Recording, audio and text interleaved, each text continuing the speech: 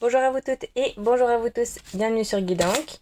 On se retrouve aujourd'hui le 6 juillet pour regarder la carte qui nous accompagne et ce que on peut interpréter de ce qu'elle nous transmet. Ok, bon. Peur de s'envoler. Bon, bah, on continue un petit peu dans tout ce truc de cette semaine, de cette première semaine-là. Pourtant, on a cette carte du Graal. Alors, c'est pas que je comprends pas, mais il y a voilà, l'inconscient qui vient parler, il y a tout ce qu'on anticipe et puis ce qu'on anticipe de façon négative, parce que c'est comme ça qu'on progresse. Il faut, c'est pas obligé, mais anticiper quelque chose à laquelle on ne pense pas en tout premier, c'est toujours bien parce qu'on a un plan B pour se retourner.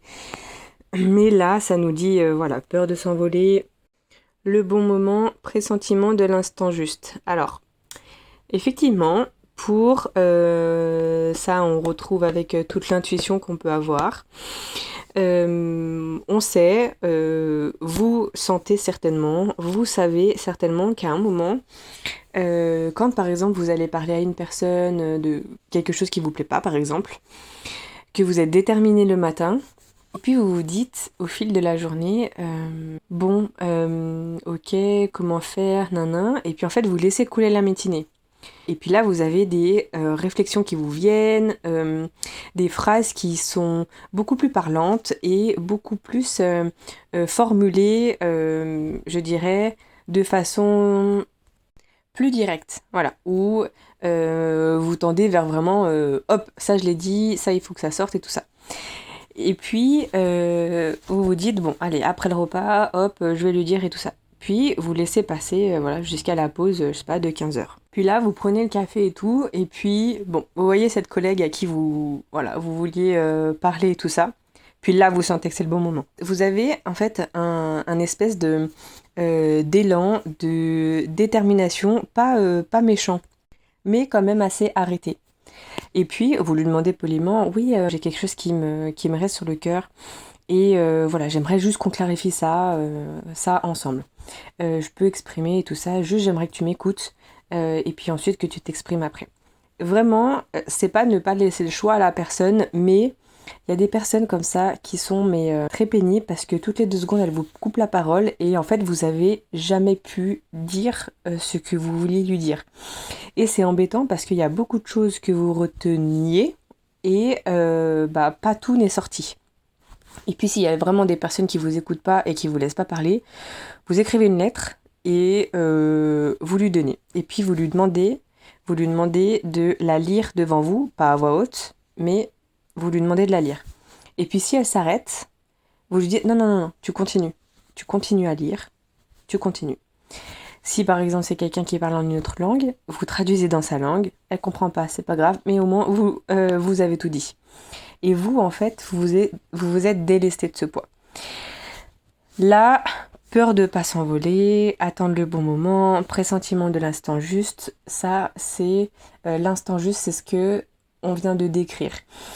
Si cette personne nous dit, oh je m'en rendais pas compte, dis donc vous êtes devant une personne qui, peut accepter ses erreurs et c'est très bien.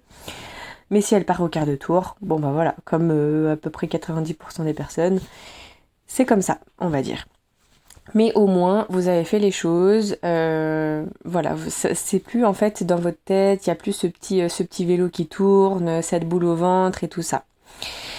Et la peur de s'envoler, c'est quelque chose aussi d'assez commun parce que beaucoup de personnes sont, par exemple, encore dans le domaine du travail, sont entreprenantes, se servent des réseaux sociaux et tout pour toucher un maximum de personnes et tout ça.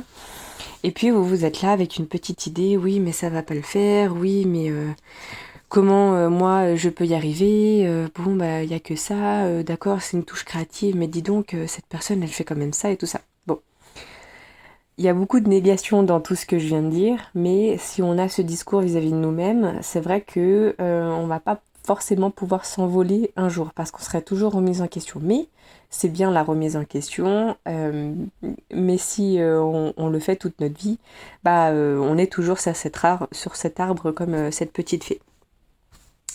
Après, le bon moment, c'est aussi autre chose. Le bon moment, c'est quelque chose que je relierais pardon, à cette intuition qu'on a en nous quand vraiment on s'écoute. Et le bon moment, c'est vraiment quand on pense à une idée, qu'on a attendu un peu plusieurs cycles lunaires, hein, je dirais, qu'on tient cette idée et que on voit en fait qu'on est toujours déterminé dans cette phase par exemple de pleine lune décroissante et qu'on a toujours cette idée mois par mois. Bon, c'est que c'est quand même quelque chose qui vraiment devrait être mis au grand jour, devrait se faire. Et puis, je dirais pas que ça traîne, mais c'est toujours en latence, il y a des détails, il y a des peaufinements, voilà, il y a 5, 6, 7 mois qui sont passés. Vous êtes toujours sur ce truc. Et puis, il y a un jour où vous vous dites, ah bon, bah je vais faire comme ça, comme ça, comme ça. Puis là, vous faites une nuit blanche, 2 nuits blanches, vous sortez tout ça le 3e jour, vous êtes fatigué, vous faites une grosse sieste, vous refaites une nuit blanche, vous refaites une journée normale. Et puis il y a tous ces trucs en décalé qui se font. Et en fait, toute cette énergie que vous avez écoutée, entendue. Et en fait, les nuits blanches, c'est pas quelque chose de fatigant, d'éreintant, de quelque chose où vous êtes... en fait, vous êtes bombé de l'énergie que vous avez mis, de toute cette énergie magnifique qui vient vous donner un gros élan, un gros coup de pouce. Si vraiment tout ça en vaut la peine, vous allez voir que vous allez être guidé, vous allez être porté, vous allez être vraiment écouté, tout ça. Puis vous allez avoir tout plein de choses que vous allez percevoir, capter, et tout va se mettre en place en fait, tout simplement. Donc, cette peur de s'envoler, c'est oui et non. En fait, vous êtes là parce que vous êtes en sécurité accroché à cet arbre, mais parce que vous n'avez pas encore regardé toutes les ramifications que cet arbre a fait avant. Et vous voyez que ça, le centre, ce qu'il a eu et ce qu'il est maintenant.